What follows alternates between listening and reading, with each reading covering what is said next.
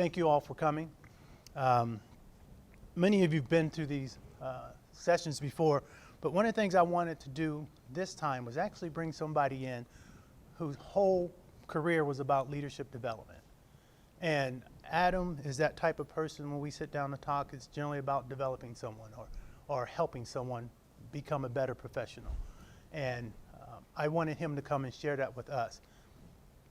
Many of the people that's been here, as I said, are ones who either develop their own staff or are seeking ways to become better professionals themselves. So in this setting, I want you to take your time to ask questions of him, some things about what he's done to get where he's at and how he's developed his people. We don't often get that when we come to work. When we come to work, we're generally, head down, trying to make sure we're not disappointing our supervisors. But for the most part, it's about your development as a professional. And you may be with this organization, 1 day more, 10 days, or 10 years. But what you need to do every day is develop yourself. And what you need to do every day is make sure you've taken time to give all you can to your future.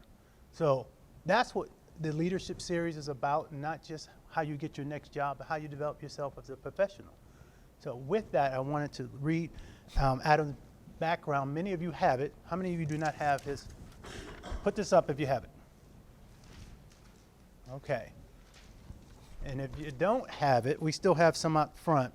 So with that, then I won't read it because most of you have it. So what I wanted to do is this. One of the things I like about Adam is that CIO, Chief Information Officer, is a position that has to understand every operation in your agency, and they are 24/7 as well.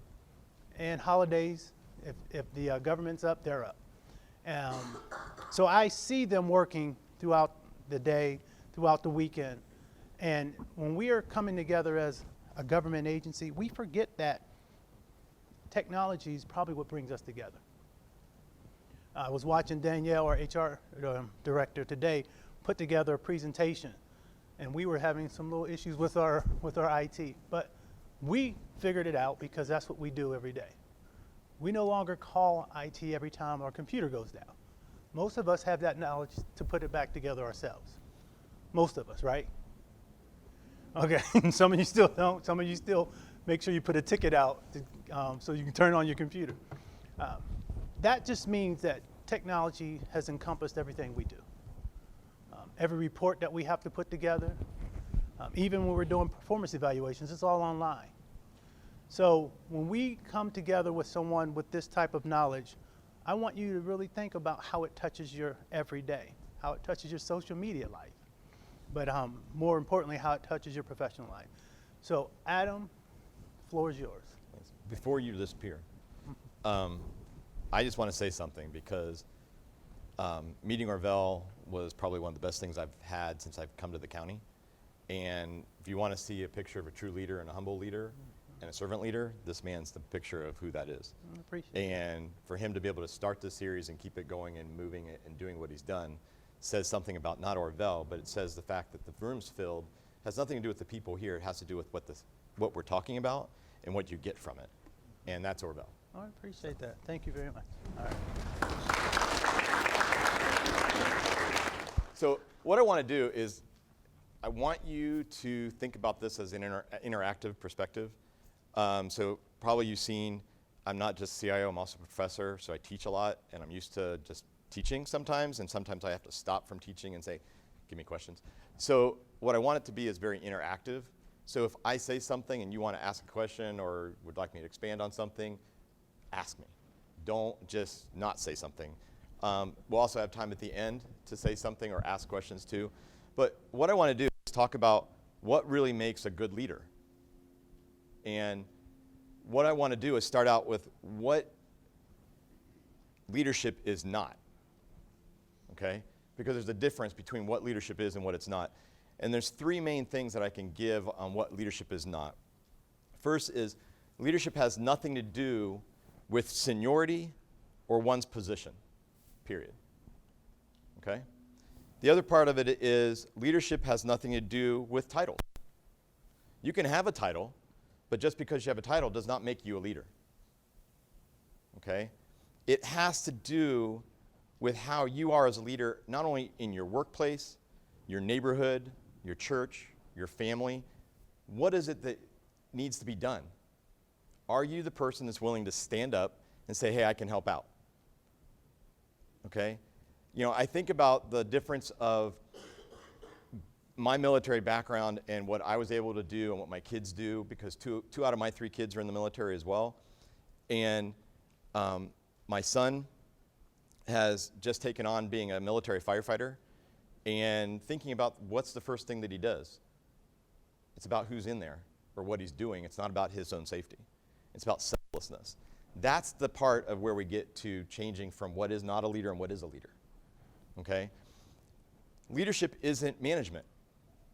And I will say this is the biggest one. Okay? Leadership and management are not synonymous in any way. So just because you have 15 people reporting to you does not make you a leader. Hopefully you're a good manager. Okay? And what managers do is they measure, monitor, coordinate, solve, look for different things. They manage and spend most of their time on managing things and tasks. Leaders lead people. Okay? So you don't have to be a leader to lead people. Okay? Anything can make you be a leader. The question is, how do you look at it? I've talked to different people and they say, I've never been a leader, I can't be a leader. And I said, okay, tell me about your life. And one young lady that I was talking to that was one of my students, she goes, well, I'm on the girls' soccer team. And you know, I've not been voted as captain in all 3 years that I've been on the team. And I said, okay, what do you do when you guys score? She goes, well, I cheer my team on. What do you do when you're on the sideline? I cheer my team on. Do you get upset when you don't get to play a whole game? No, I still cheer my team on. That is the definition of a leader. It doesn't matter about the circumstances. It's what do you do for your team, and are you part of the team? Leaders don't just lead. Leaders are part of the team and help the team to grow and move forward. Okay, that is the definition. Now, I have a few things that I want to do. I collect quotes. I love quotes, and I look for different quotes that mean something to people. Now, what I'm going to do is, because I see people hurriedly writing and things like that, 90% about what I'm saying is right here on the handouts that I have for you, okay? So, and all these quotes are on the handouts. So, leadership is the capacity to translate vision into reality. Warren Bennis, okay? As we look ahead into the next century, leaders will be those who empower others. Any guess? Bill Gates. Leadership is influence, nothing more, nothing less. John Maxwell. Leadership and learning are indispensable to each other. John F. Kennedy. Setting an example is the main means of leading others. It is the only means. Albert Einstein. If your actions inspire others to dream more, learn more, do more, and become more, you are a leader. John Quincy Adams. Now, this last person I got to meet personally and spend about 25 minutes with, which was just awesome to spend 25 minutes with this person. And it was someone that, to me, I never thought I would actually get to meet or talk to or even get some inspiration from. And so, how many people have seen Shark Tank? Okay. How many people know who the main person that put Shark Tank together was? Who was it? He's one of the people. The person that masterminded it and then went out and got Mark Cuban to invest in it, to start it, was Damon Johns. And Damon John has an acronym for SHARK, and what he started with, and what helped him with how he started his companies. And where the word Shark Tank came from was his acronym of SHARK, of how he started FUBU and some of the other companies. And S is set a goal, okay? H, do your homework. Understand the analytics. Understand what's going on. A, amor. Love what you're doing and always love what you're doing. R, remember, you are the brand. You are the person that people are looking to. Are you going to be a leader? Are you going to lead? And once you start leading, you can't stop because people will look to you for that direction. And then K, keep swimming. Why keep swimming? Think about it. If we fail, what do? We grow. No one ever said failure was the last and final perspective. Failure is the first step of learning. How many times did Thomas Edison fail? A lot. How many light bulbs did he go through before he got one that worked? A lot more than 99. But it took one to work and last. And that's what we have today. Okay? So with that, I have one more thing I'll talk about. I want to open it. Does anybody have questions yet or comments or anything like that of what I've said so far? No? Okay. So I've had people ask me what I think the most important traits for a great leader are. First one is communicator. Someone that can communicate and be understood. But not just communicating is one way. It's not. What is it? It's two-way.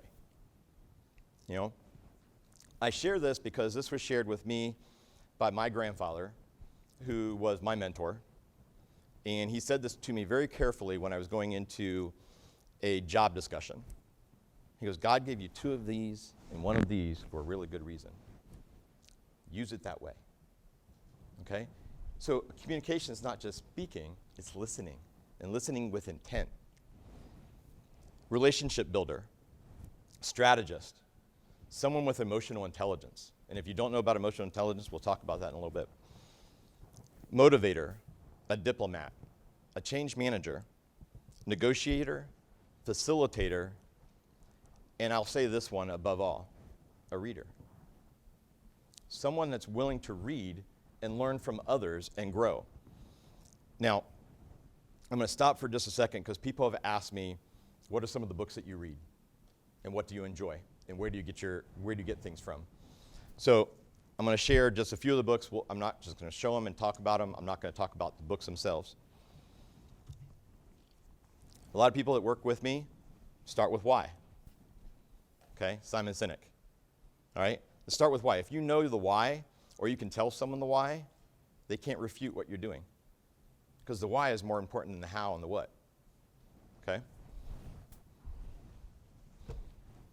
Another one, Leaders Eat Last. Great book, great read. It really sets things apart when you're thinking about who should you be and how should you get there. The H3 principle, H3 leadership. Be humble, stay hungry, and always hustle. It's the H3 perspective of leadership.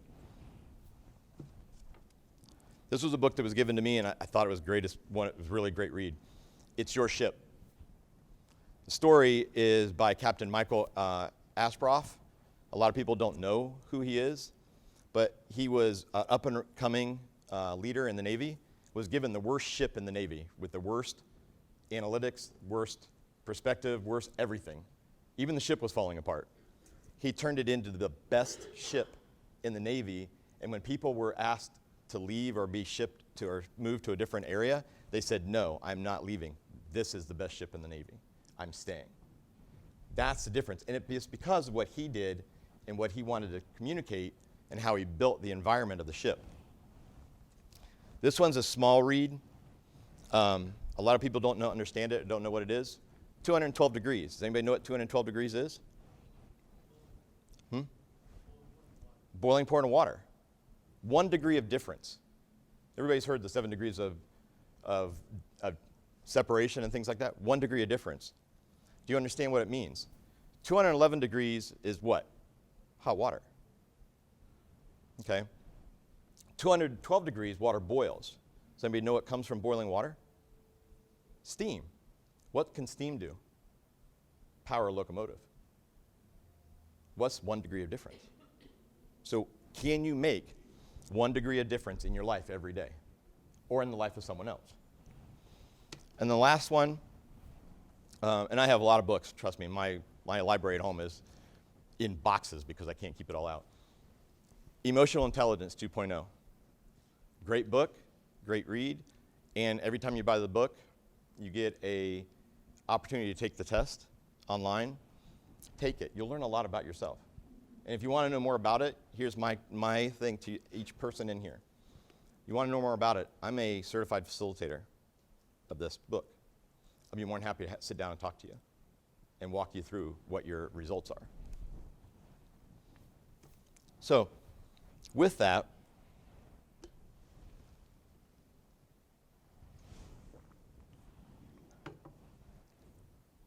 one thing I didn't do yet is give you what the definition of leadership is. Leadership is a process of social influence which maximizes the efforts of others towards the achievement of the greater good. You see the difference in what that just said? Okay, so the person that wrote Emotional Intelligence 2.0, Travis Bradberry, that's his definition of leadership. Now, why? Leadership stems from social influence, not from authority or power. Leadership requires others, and that it implies that they don't need to have direct reports. No mention of a title. There are many styles and paths to get to leadership. And it all includes one big thing, the greater good. It's not influence without an intended outcome. That's what influence is. So leadership is a mindset in action. So don't wait for the title, because sometimes the title never comes. Leadership isn't something that anyone can give you. You have to earn it, and here's the big thing. You have to claim it for yourself. Okay? Don't always wait for someone to tell you you're a leader. Don't always wait for someone to say, hey, can you do this? Leadership is about stepping up, stepping in, and moving forward. When I got here, people said, why did you come? One big thing, it's the greater good. I've had lots of opportunities to go other places. I've been a lot of places and got to do a lot of things. I came back after 6 years in the private sector, and I was 9.5 years as the CIO in a state entity prior to that, and I have a long career before that. I came back because I care about people. We all in this room care about people. And if you care about people, you're one step in the process of being a leader. Does that make sense? Are there any things that people want to say or questions or want to ask something in the process? Not yet? Okay. So, leadership is being accountable, keeping others accountable, and here's the biggest piece, asking others to keep you accountable. The people on my team, I've told multiple times, if I do something that needs to be kept accountable to, come talk to me. Now, keeping people accountable doesn't mean public accountability. It means talking to someone, taking them aside and saying, hey, let's talk through this. No different than if someone says something, I want them to come to me. If I've done something wrong, come keep me accountable to it. If I've given a cross-reference or contradicted myself, come tell me. I need to know that because I need to fix it. Okay? That's what leadership's about. It's letting people keep you accountable. It's managing up, managing down. It's a 360 leadership thought process. Each person in this room, you're all leaders. And you can all lead in different ways if you put your mind to it. Okay? So, one of the things that keeps me ticking in a lot of things that I do is Walt Disney. I'm a huge fan of Walt Disney and his leadership style. One of the things that has been coined, was coined by him and has been used to this day is something called plussing. Sounds weird, doesn't it? Because you can't find it in the dictionary. It's called plussing. Does anybody know what plussing may be? it means that nothing is ever done. You're still adding to it. When he created Disneyland and Disney World, the idea behind it, the last sentence in the idea and the thought process was, it will never be done because it will always change. It has to change with the time. It has to change with what people want. Plussing. One of the things he always felt was everything needed to be neat and tidy and kept clean and been respectful to every person that walks in the door. But always be plussing. No different than he's done that in that, but he also did it in the films that he was involved in. And that's the premise behind the Disney company today. So, with that, I also want to share something. It's called pride. Sometimes people think that pride is a bad word, and that when you take too much pride, you have a tendency to stand above others and things like that. That's not what it's about. The definition of pride is personal responsibility in developing excellence, period. That's what pride is. Okay? It's your personal responsibility to drive excellence.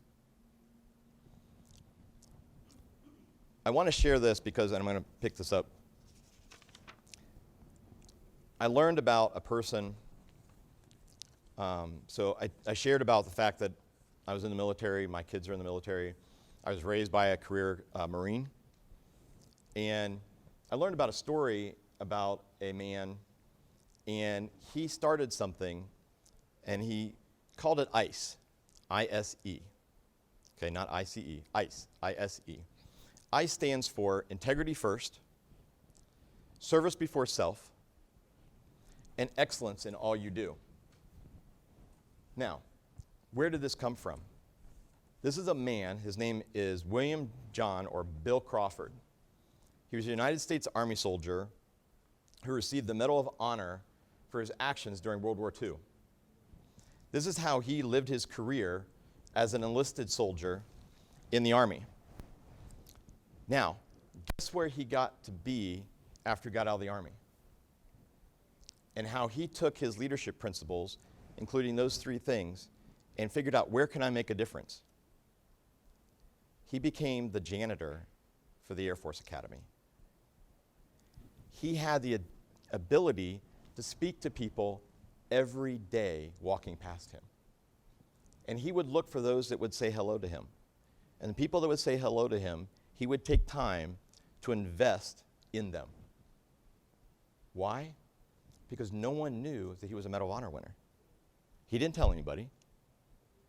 And it wasn't until 15 years into his career as a janitor that the person that was, one of the people that were graduating from the Air Force Academy said, I've learned more from the janitor of the Air Force Academy in the 4 years I've been here than any professor that I learned from while I was here. And he told his story and invited him up on stage as his valedictorian speech. That is the definition of leadership. He has something to give. He had been given something that very few people in the world, specifically the United States, ever achieve. But what did he do with it? He turned it into giving it to others. Okay? So I'm going to say one last quote. This one happens to be mine.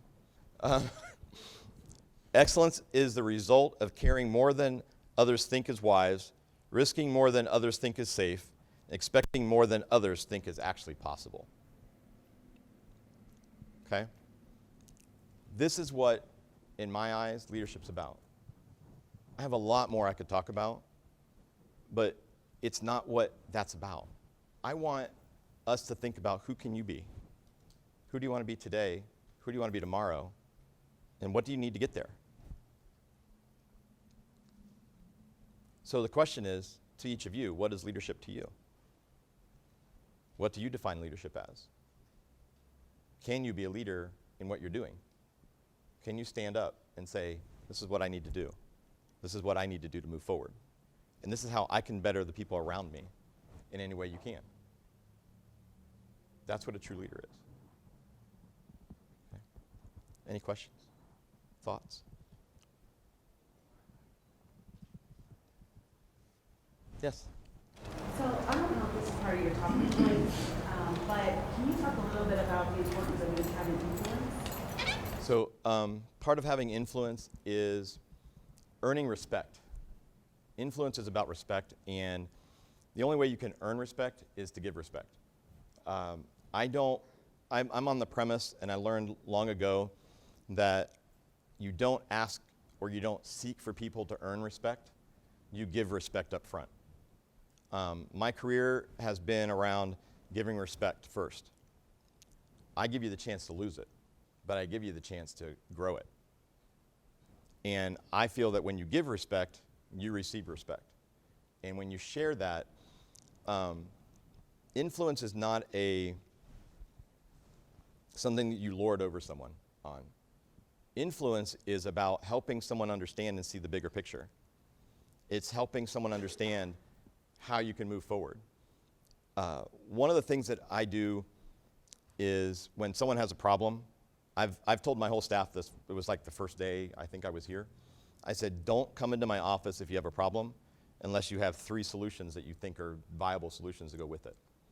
Influence has to do with which one's the best one of those 3 solutions, or which one can we grow, or do we combine, or do we add to, and seeking what others feel or think about that solution. That's what influence is about. It's about stepping up, standing out, willing to take on the things that other people aren't willing to take. I had a situation 2 days ago, I think, and there was a situation here in the county, and I took the opportunity to call the elected official to tell them that they had a problem that they weren't aware of yet. And I called their personal cell phone and said, this is what we're doing to help fix it. She appreciated it. She knew that we had her back and that we were doing everything we could to fix the problem. And she felt good about it. That's about influence. It's not about everything. Yes? No. You cannot be a leader without influence. And influence is about, I'll add a little bit more on to influence. Influence is about what you do every day. It's not about what you do in a situation only. It's about what you do every day. Okay? It's about what people see you do. Influence is being a leader when people aren't looking. It's knowing that people know that they have your back. Or you've done something that they find out about later. They go, oh, well, I didn't know you were involved in that. Thank you. Or sometimes you don't get the thank you. It's being willing not to get the thank you. Okay. So listening to you, the many times I've had, I do enjoy it. But one of the things that becomes apparent to me is that being a leader obviously is not easy. It takes so many things, such as empathy and which is a big thing too, like taking on a lot of things. How do you as a leader recharge yourself? Because it can be emotionally draining when you're trying to be a good leader, because you're taking on a bunch, you're giving a lot of yourself. How do you balance it out? So I believe in a very strong life balance. I work hard, and some that know me realize that sometimes they'll get emails at midnight, 1 o'clock, maybe later in the morning. What I do is I work all day. I work hard all day long, and some that know me or look at my schedule know that I don't get lunch very often. How I recharge is I go and do the things that I enjoy. Now saying that, understanding that if I know someone has a problem, helping them or being a part of it to try to help them actually recharges me. Okay, I recharge throughout the whole day. My wife calls me the Energizer, jokingly calls me the Energizer Bunny. I'm going to share something, and gosh, I know this is on film. My nickname's Tigger. Okay, and nobody knew that until just now. But that's kind of how I am. I'm literally just going, and I have to learn sometimes to pull it back. Sometimes I turn the fire hose on too much to those around me. So I have to learn to pace myself, but my recharge comes from the things that I do. And when I walk out of here, the things that really recharge me, walking outside the building, and I say this because when I said I send emails late at night, when I walk out at 5 o'clock or 6 o'clock, whatever it may be, that's my family time. I go spend time with my family. I recharge because my family loves me and I love them, and I get to do that. And I'm not ashamed to say this, one of my biggest recharges is my faith and what I share and what I'm able to do. And what I do outside of here from a faith-based perspective, and what I do for others outside of here is what recharges me. I don't sleep very often. I don't. I'm constantly going and constantly moving. And but I spend time with my family, and basically until they go to bed, that's their family. That's my time with them. And when they go to bed, if I'm tired, I go to bed. If not, I work, or I'll do other things.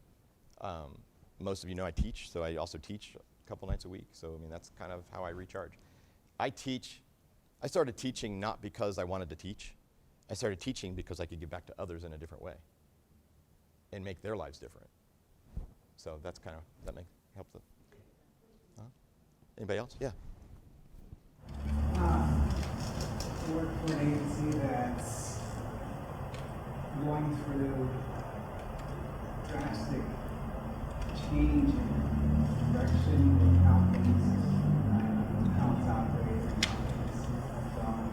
And so there seems like there's a divide in our culture, and I'm wanting to know your thoughts on what I can do as sort of a lower level staff in order to persuade or help bring about a culture of change to where we're going. So the question is, did everybody hear the question? Okay, so the other part of that question is, how do you affect cultural change? Part of that answer, and I'll go back to what Nicole said, because it's one of the things that, it's funny, I didn't have it on my list, but it's one of those things that I just do in a regular basis, is having empathy for those around you. And understand, what do you want the culture to be? And do others feel that that's where the culture should be as well? And being able to stand up and say, hey, let's just go this route. Being willing to say the difficult things, and being able to say, I don't care at what position you are, being the leader to help others along and say, this is how we should do things. And then, and I've got somebody on my staff that actually came to me, brought me a list of 26 different items that says, here's where I think change needs to happen as a leader coming in the door and saying, I'm sharing this, please don't take it the wrong way, but for us to change the culture and to move in a different direction, this is what I think I've seen because I've been here for as many years as I've been here. And I took that to heart because that list meant something to me. Because I sat down and met with everybody individually. When I walked in the door, the first thing I asked for was to meet with to set up 30 to 45-minute meetings with every staff member, because I wanted to meet with them individually and talk to them and understand where the culture was. And then turn around and set the direction of where we want to be. So it doesn't matter where you are. The question is, how can you set the strategy and set the culture on a path to get to where you want to be? Because it's not something that will be tomorrow. It's down the road. Culture doesn't change like that. The average cultural change is 24 to 36 months. Okay? So to understand how to get there, you have to be willing to stand up. You have to get people around you to understand it and buy into it. And it can be done from the grassroots. I've seen it happen from the grassroots. I didn't become a CIO yesterday. I worked my way up. And I started out programming on punch cards and worked my way up, and I just kept taking on more and more and started saying and working with, hey, this doesn't really work this way. Can we do it this way? And asking and changing the way we do things can change the culture as well. Does that help? Okay. Yes? Question. So being a leader means you have to hold people accountable. So how do you hold people accountable to keep those relationships and not just like with very things? Here's the one big thing about keeping people accountable. It's data-driven. Okay? They're either, when you hold people accountable, they either do what you've asked them to do or do what they were supposed to do in the first place. And you say, why did you not get it done? Let's talk about the aspects. It's data-driven. It's, if you had 5 tasks to get done and you got 3 out of the 5 done, why did we not get the other 2 done? It's not being upfront or being abusive or being command or control or anything like that. It's just asking, what were the circumstances of why they didn't get done? And sometimes asking the person, they realize that it may be them or it may be a situation. But one of the things that I've told my kids in life, and I'm trying to answer the question. I've told my kids in life, because they've always thought that I wanted them to have straight A's. And I have 3 kids, 29, 25, and 16. And all 3 of them have thought I wanted them to have straight A's. And they've all come to me at separate times. And I've said, here's the key to success from a school perspective. You either can look in the mirror or you can look at me and tell me you did your best. But if you can't look in the mirror or you can't look at me in my eyes and tell me you did your best, you didn't. So holding people accountable is easy because it's data-driven. It's you did or you didn't. And then let's talk about the circumstances and let's have a discussion about it. It's not about reprimanding someone about it. It's about what are the circumstances. Now, if the circumstances really don't apply and you just didn't get it done, then there's consequences to go with those circumstances or non-circumstances. And then you have to hold people to that. But part of the thing about working with adults and even working with kids that I teach, the circumstances are known. You know what you have to get done, and you know what happens if you don't get it done. Part of my thought process is holding people accountable is a daily thing. It's not a down the road thing. So if you walked into my office for a performance appraisal, you didn't find something out new that you already didn't know. It's just we're documenting it at that point. Okay, it's something we've already talked about. And you've either had the chance to correct it, change it, learn from it, and move forward, or not. Does that help? Yes? And as a leader, how do you tackle the mentality of this is how things have always been done? I've heard it so many times, it's not funny. I'm going to go back to something my grandfather said to me once. He goes, just because it's always been done that way does not mean that's the way it should always be done. And I'm going to share a story. I share this as in one of the classes that I teach. And it's kind of a funny thought process. So, and I'm going to wrap it around for you. So, granddaughter asks her mom, or the daughter asks her mom, Mom, why do we cut the ends of the ham off when we cook the Easter ham? And Mom goes, I really don't know, honey. Ask Grandma, because I learned from Grandma. So she calls Grandma and goes, Grandma, why do we cut the ham? She goes, I'm preparing an Easter meal, and I've cut the ends off the ham, and I'm cooking it, but I don't understand why, and I'm just asking. And she goes, honey, why are you still doing that? And she goes, well, that's the way Mom taught me. And Mom said, that's the way you taught her. And she goes, honey, my pan was too small. I always had to cut the ends off. So just because it's always been done that way doesn't mean it's the right way. So just because you're in an environment that says it's always been done this way, we should always do it that way, I challenge that every day. Change is good. Change is not a bad thing if it's done right. If you change for the right reasons and it's for efficiency and effectiveness and about caring about people and helping them move along, that's what it's about. Does that help? Okay. Anybody else? I'm going to go back to the soccer player story. Sure. A lot of times you have it in your mind, you want to be a leader. You have your peers and everybody around you kind of showing you that you maybe are, but maybe it's not good enough and you want to do more, but you kind of hit a wall where you can't do anything more. You care, you're empathetic, you strive for more, you take on more tasks, you do all the things. You think you're a leader, but maybe where you work or the team you're on is still like, well, she's just a player. But in your mind, you want to be more than that. So what's your advice? What's your advice to keep going? And how did the janitor, he was humble, but later he got on the stage. So how do you get on the stage? Train, work hard, don't give up. Always never give up. Vince Lombardi said, if you give up or you think about giving up, you've already given up. But if you work hard and you go out there and say, you know what, I can push one more yard or one more degree, that's how you do it. Now, I will say this. The person on the soccer team is one person. I personalize things, you'll find that out. My daughter is a volleyball player. We had a challenging season, and there were a couple tournaments where she had to stand on the sidelines through a whole match. But she stood there and cheered her friends on, cheered her team on, told them they were doing a good job, high fives when they come off the court, and keep working. Now, what's the key to all that? Does anybody know what the key is? Character. What is your character? Okay? Character is part of that integrity, part of understanding, always keeping your head up high, never looking down on yourself or others. That's what character is about. And that's what also builds into pushing yourself one step further. It's one more degree. There was a movie not too long ago that came out about a football team. And the players were having a hard time, and the captain was like not believing and not pushing. And the coach said, you got to carry this person. Get down on all fours. You got to carry this person one more yard. Push yourself one more yard. And he blindfolded him. And he just stood in front of him and just kept yelling at him and saying, do it. You can do it. One more yard. Give me 10 more yards. Give me 15 yards. Give me one more yard. He started at one end zone. Do you know where he ended up? The other end zone.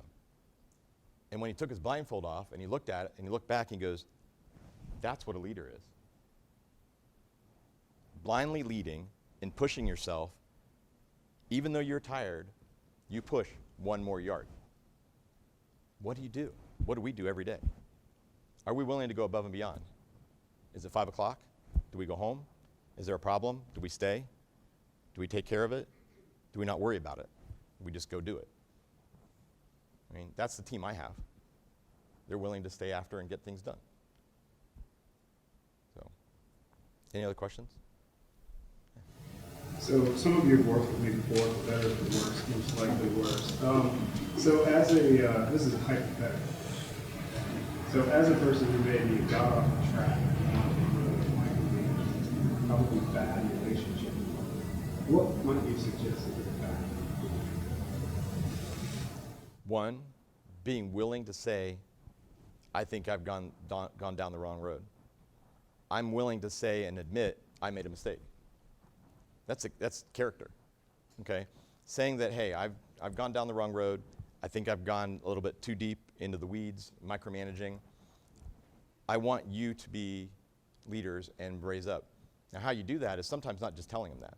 Sometimes is something that you've taken on and you're micromanaging and doing.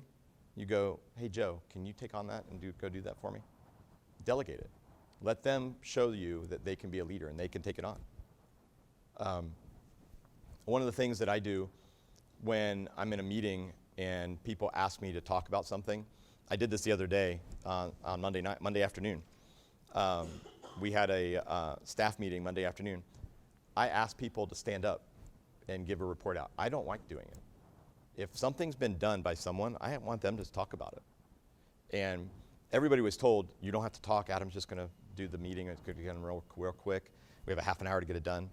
And I got into the meeting, and literally, I don't know, 5 minutes into the meeting, I said, well, I actually asked Beverlyn to stand up. I asked a couple other people to stand up, and I just said, can you stand up and give a report out on that? And I actually also make them the focal point. So like, for instance, Beverlyn was sitting in the middle of the room, and I asked her to move to the end of the room on the outside and then be able so everybody could see her and she didn't have her back to anybody. So it's asking people to go do something that they may see that you have taken on that you won't let them to do, okay? The one thing about micromanagers, and I say that from a manager perspective, and don't take this the wrong way, micromanagers take away the ability for people to be leaders, okay? So, and I don't mean that in a bad way or mean for anybody here. It's just what we have to do is we have to open ourselves to step back, be the servant leader and say, can you do that? And then tell me what you need me to do. Remove the roadblock. That's what leaders do, remove the roadblocks, okay? Oftentimes, we develop the most when we're being safe. So, in a leadership capacity, what would you say is the biggest mistake that you made, and what did you learn from it? Actually, the biggest mistake I ever made was just what he just mentioned. Actually stepping to a point where I felt like I had to be in everything because I couldn't trust some of the people that were doing the work. And I got to a point where they earned that in a way that they were doing the work, but I still held on to it. And I didn't let people just go do it. And people mistakenly take the fact that when I step into a room or I will go into a meeting that someone else is having, it's not about me walking into the room to control the meeting or manage the meeting. It's more about making sure the people in the room can step up and do that. Letting them run.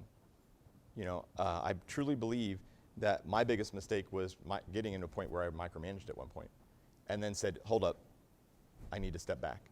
And I had someone tell me that I did it. And I respected the person a lot. And that person was John B. McCoy, who was the CEO of Bank One. And I was in the management program. And I thought that I had to do this to be successful and get my team to get to where they needed to be.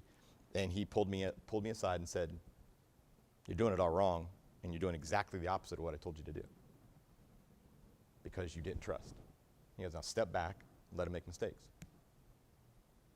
So trust them to make mistakes, because what do?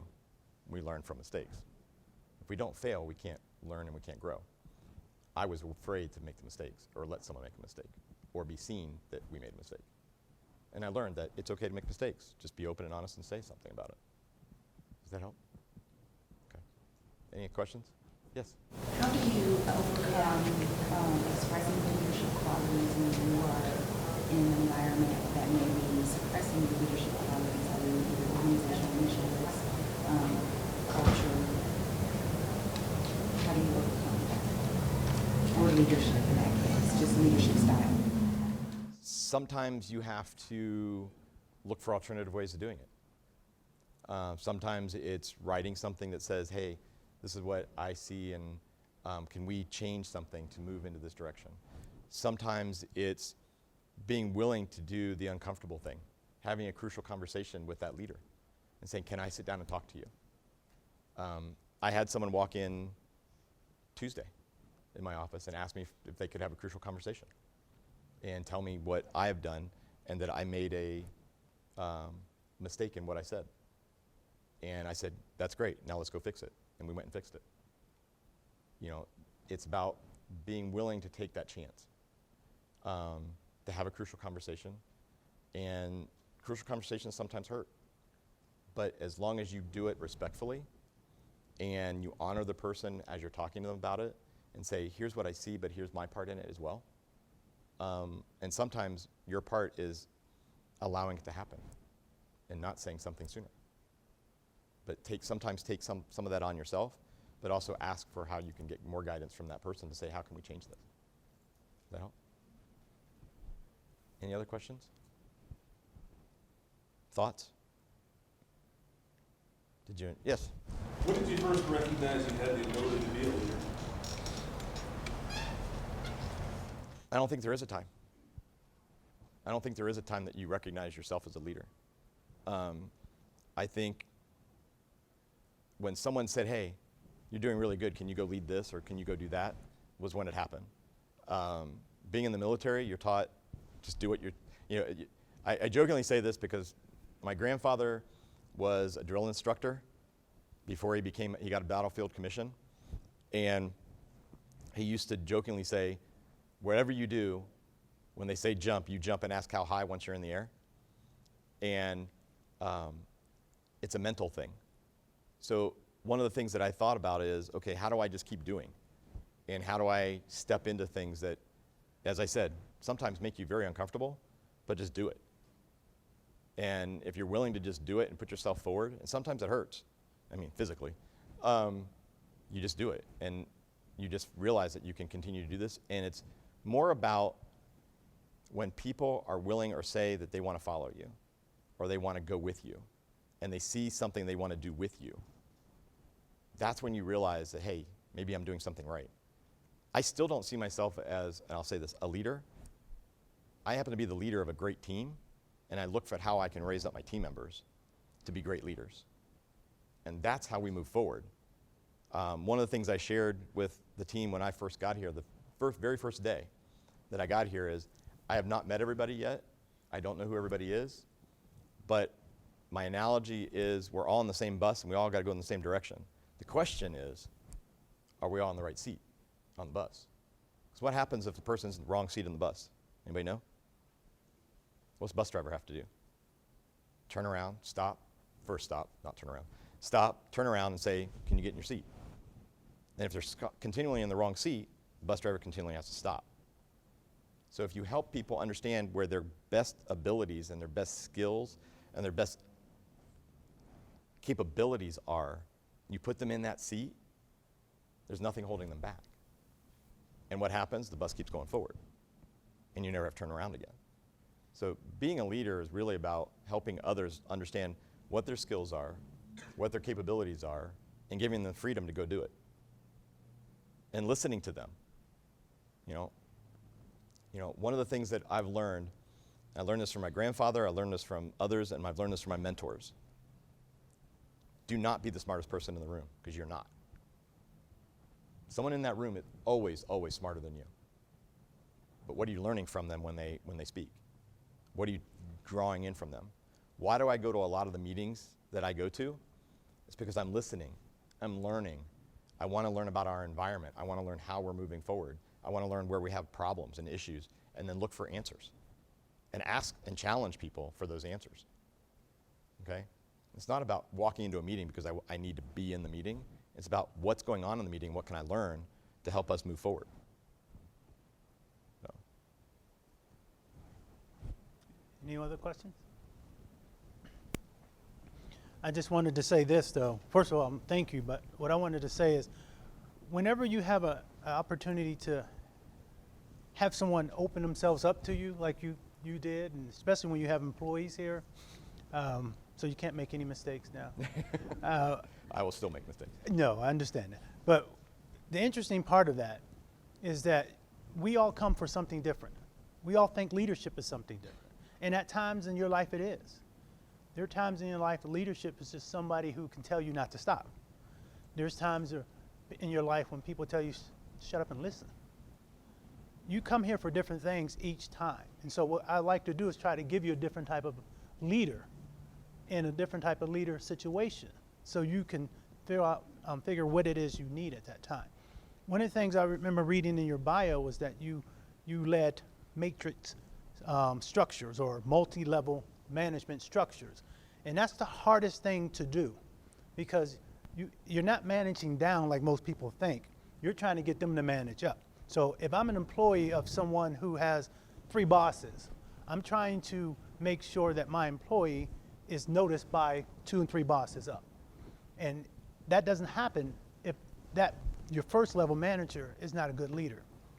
So you're going to do that one day. Julie, I know you're a leader now. You had to actually do what I just said. You were an employee who was one of the group. Now you're leading that group, and you have new staff to come to you and ask you, how do I move up? So one of the things I appreciate Adam sharing is just that. He was just telling you, learn, develop yourself, but if you care, that was the biggest thing you kept talking about, caring. Really, service leadership, right? But the caring for your people is how you're going to continue to improve. So that's one of the things I really appreciate about what you're doing. Some of the leaders come and they talk about all the things they've done. Others come and are too humble and talk about, it's not me. It's both. Because we're here when people who come, they want to hear both because we're at different places in our lives. So when you continue to come to these or when you go back to your office, just think about how you can help someone else. And when you sit down, have your ear open to what does my life need right now?